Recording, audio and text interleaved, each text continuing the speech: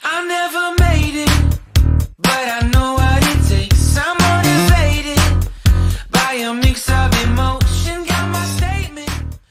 សួស្តីពុកម៉ែបងប្អូនទាំងអស់គ្នាស្វាគមន៍ជាថ្មីជាមួយនឹង Cambo Technology ម្ដងទៀតបាទថ្ងៃនេះ Cambo Technology សូមបង្ហាញពុកម៉ែបងប្អូនទាំងអស់គ្នានៅរបៀបបដូរភាសាបាទនៅក្នុងគណនីវិញអញ្ចឹងបងប្អូនទាំងអស់គ្នាពេលខ្លះគាត់ចូលទៅឃើញភាសាអង់គ្លេសភាសាខ្មែរឬក៏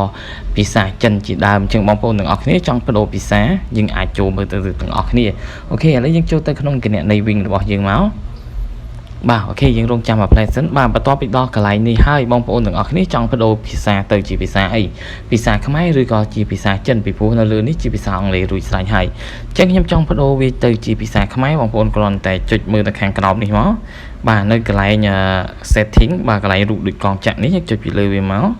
បន្ទាប់ពីចូលមកដល់កន្លែងនេះហើយបងប្អូនអូសចុះមកខាងក្រោមនេះមកបងប្អូនរកពាក្យថា language នេះបងប្អូនទាំងអស់គ្នាអញ្ចឹងបងប្អូនអាចរាប់មកទី1ទី2ទី3ទី4គឺទី4គេដាក់ language អញ្ចឹងបងប្អូនទាំងអស់គ្នាចុចពីលើវាមកបាទបន្ទាប់ពីចូលមកដល់កន្លែងហ្នឹងហើយបងប្អូនទាំងអស់គ្នាចង់ជ្រើសរើសយកភាសាអីឥឡូវខ្ញុំចង់ដូរទៅជាភាសាខ្មែរវិញអញ្ចឹងបងប្អូនទាំងអស់គ្នាចង់ដូរទៅជាភាសាខ្មែរបងប្អូនទាំងអស់គ្នាគ្រាន់តែយកដៃចុចពីលើហ្នឹងមកអូខេឥឡូវខ្ញុំចុចខ្ញុំបដូរជាភាសាខ្មែរអញ្ចឹងយើងចុចពីលើខ្មែរហ្នឹងហើយ